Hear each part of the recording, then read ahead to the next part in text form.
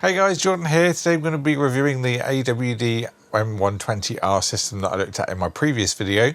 If you want to look at the full system itself, I'll drop a card on the screen now so you can check it out for more in-depth specs. But first, let's recap the highlights. This system's coming in around £999 or $1,200, and it's built in the MSI Mag Forge M120R, which is an airflow focused whisper quiet case and has RGB fans and a glass side panel.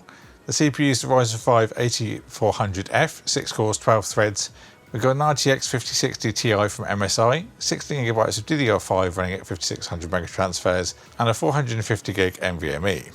Of course, we'll dig into each part as we go throughout the video, but that's your top level snapshot. I also need to mention the price conversion. I mentioned $999 roughly converts to $1,200 to $1,300. I do need to break that down a little bit better because one of my US viewers mentioned that it seemed quite pricey over there, while here it's not quite as bad. So later on we'll also do a PC part picker comparison for the UK and the US to see how the pricing really stacks up. But for now, let's dive into each part and see what you get for the money. Now, first of all, the CPU motherboard, as I mentioned, the 8400F, a solid 6-core 12-thread CPU that will handle mid-level gaming with ease. Now, this system has also got an upgraded motherboard to the MSI Pro B840M B board instead of the more limiting A620 it comes with by standard. It's around £20 extra, but does give you a better I/O and a bit more VRM strength. Now, if you do want to upgrade the CPU down the line, this board will let you, but don't go too wild as it's an open VRM design without any heat sinks. Something like the Ryzen 7 9700X might be a safe ceiling, but overall this gives you a more flexible upgrade path than the budget board it first comes with.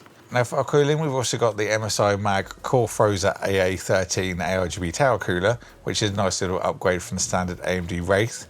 In my testing, it kept the temperatures well under control, with maxing out around 62 degrees with an ambient of 20, so overall nice and cool there. It's around £20 extra, but well worth it over the standard Wraith. Now, for storage, we've got a crucial 480GB NVMe SSD. That's an E100 drive. That offers a maximum of 480MB read, so definitely on the slower side. Now, in my overview, I mentioned upgrading to at least a terabyte drive, not just for space because these games are huge nowadays, but also for speed. The fast loading will make a big difference, especially if you dabble in a bit of video editing or maybe some Photoshop.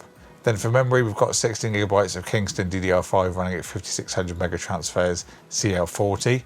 It's baseline, but certainly enough for the 8400F, and being DDR5, you get a higher bandwidth than what DDR4 would offer. Then for graphics, we've got the MSI RTX 5060 Ti 8GB, that's the Shadow 2X OC. Now, I didn't find any VRM limitations with the 8GB memory, so that's great for this card. I've also tested the system at high settings with 1080p and 1440p. Let's first dive into the 1080p results. Now, looking at the benchmarks, anything around 120 to 144 FPS is going to be very notable, as that translates across to our monitor refresh rates, especially when the 1% lows stay above that mark. In fastest paced esports title, that's going to be key. For example, in Apex Legends, we averaged 255 with 1% low of 156. Super smooth gameplay. Even in Crisis Remastered, we held 205 average, even though the 1% low was a little bit lower there at 62. And Shadow of the Tomb Raider averaged 156 FPS with a 1% low of 78. Now, for fast-paced esports titles like Apex Legends, you'll be fine at these refresh rates, but if you do play more intensive competitive titles and you want a super consistent 1% low, definitely consider adding a touch of DLSS. Then going up to 1440p, Apex Legends was a standout again, hitting 193 FPS on average. Now, it didn't quite reach 144 in the 1% low, but was still very consistent. The rest, as you can see, will definitely benefit from a bit of DLSS if you want to push higher frame rates. But remember, I did test everything at high settings, which is naturally a more intensive scenario. Now, if you're going to be aiming for consistent frame rates, especially stable 1% lows, you could comfortably run at 1440p medium. This card can handle that as a sweet spot if you're willing to tweak things a little bit and spend a bit of time in the settings. Now, looking at the more standard benchmarks that anyone can run, we've got 3D Mark Times by Steel Nomad, Geekbench 6 and Citybench 2026. These are all free if you'd like to download and compare to your own system. In these tests, we had some solid but pretty standard results. Times by came in at 13,701. Geekbench gave us a 11,000 multi-core and 2,500 single core, and in Citybench we got a 2,600 and 400 on the single thread. Overall, these are good balanced scores, nothing groundbreaking, but right in line with what you'd expect to see from this kind of setup. Now lastly, let's talk about temperatures and watts. The CPU hotspot maxing out at 62 while the GPU hit around 64.9. Peak system wattage came in at 253, and I have to say the system stayed incredibly quiet during all of my testing. I didn't notice any fans ramping at all, even with it right on the desk about 2 feet away. It's been whisper quiet throughout testing, and also I did notice they enabled XMP in the BIOS, which is good to see. But other than that, it looks like a clean setup. No other tweaks I could see other than boot devices. Now going on to pricing, in the UK this comes in with the upgrades at £1,019, whilst building it yourself with the same components is around £1,044. Now system integrators can buy the parts cheaper in bulk, and that includes DDR5, which is obviously still very pricey with the market at the moment. So right now it might be a good option, especially when you factor in the convenience. In the US, the same system comes to around $1,173. Now directly converting the UK pre-built price would be around $1,295. So in the US, it's definitely cheaper to build it yourself. That just shows how the regional pricing and integrated bulk deals really shifts the value. In the UK, it's very close, but in the US, DIY definitely wins out on price.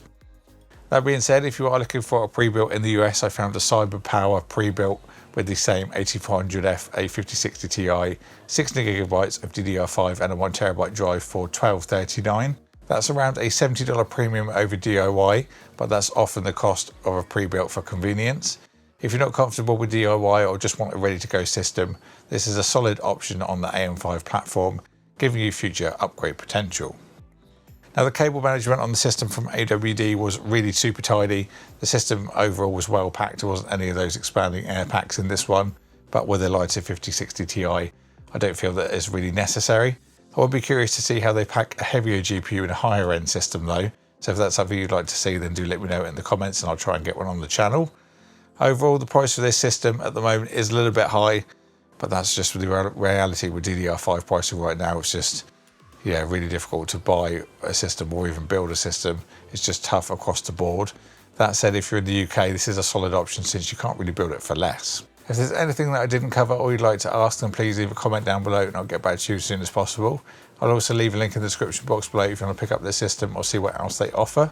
If you enjoyed the video, then please don't forget to hit subscribe and ding the bell so you don't miss any future uploads. Big thank you to AWD-IT who sent this out for us to check out.